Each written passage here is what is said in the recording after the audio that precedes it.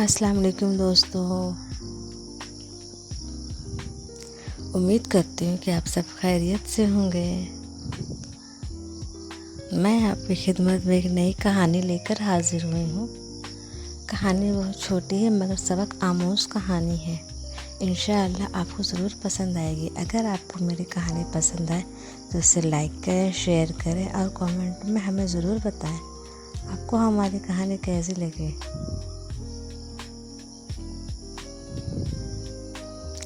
और भी हमारी अच्छी अच्छी कहानी को सुनने के लिए नोटिफिकेशन का बटन ज़रूर ऑन करें। मैं अपनी कहानी की आगाज़ कर रही हूँ।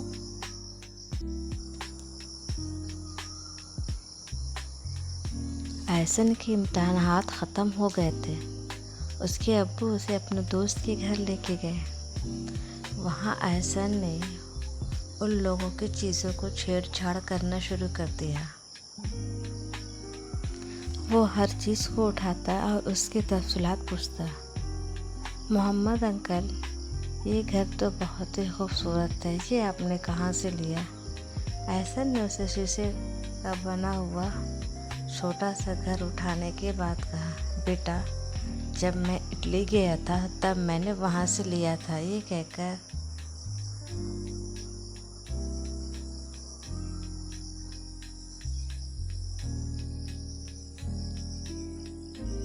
महमूद साहब ने एहसन की बात का जवाब देते हुए कहा। कुछ देर बाद एहसन ने घर मेज़ पर रख कर और फिर दूसरे खिलौने की तरफ उसका ध्यान चला गया।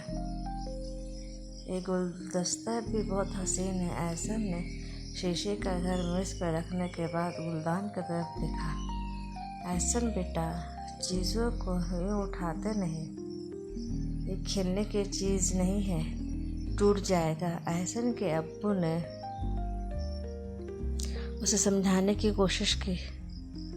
एहसन ने जवाब दिया, बाबा जान, ये मुझे बहुत अच्छा लगा, थोड़ी देर बाद इसको इसकी जगह पे रख दूंगा। एहसन की बात सुनने के बाद उसके अब्बू को बहुत अफसोस हुआ। उनके बेटे की ये बात नहीं मानने वाले। जब वो दोनों घर वापस आ गए तब एहसन ने महसूस किया अब्बू उससे ज़्यादा बात नहीं कर रहे हैं। एहसन ने कहा, बाबा जान, क्या आप मुझसे नाराज़ हैं? एहसन ने परेशानी का इजहार करते हुए कहा, बेटा, जब किसी के घर जाते हैं तो उन लोगों की चीज़ को उठाकर देखना अच्छी बात नहीं होती।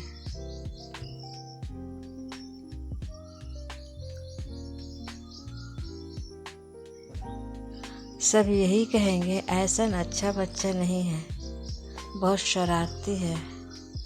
आपको मैंने ऐसा करने से मना भी किया, लेकिन आपने मेरा कहना नहीं माना।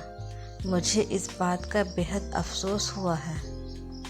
एहसन के बाबा जान ने उसे वो बात बता दी थी जिसकी वजह से वो एहसन से खफा था। एहसन ने जल्दी से कहा, मुझे माफ़ कर दिए बाबा जान, आप ठीक कह रहे हैं। इस बारे में तो मैंने सोचा ही नहीं था। आपने मुझे बहुत ही प्यारी सी बात बताई, फिर कभी आपको शिकायत का मौका नहीं मिलेगा। एहसन ने जो कहा था वो करके भी दिखाया। उसके बाद वो जब भी अपने बाबा जान के साथ किसी के घर जाता तो दूसरों की चीज़ों को बस दूर से ही देख लेता। प्यारे बच्चों,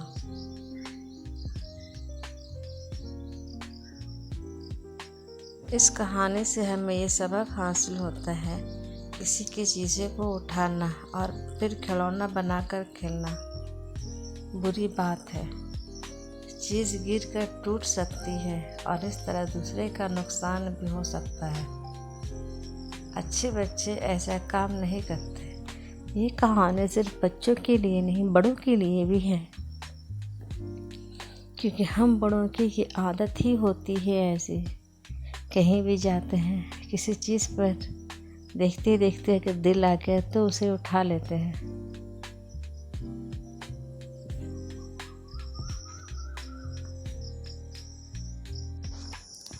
जबकि हमें ऐसा नहीं करना चाहिए।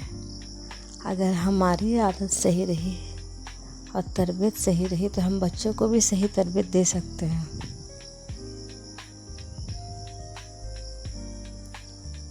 मैं उम्मीद करती हूँ कि आपको मेरी ये कहानी बहुत पसंद आई होगी।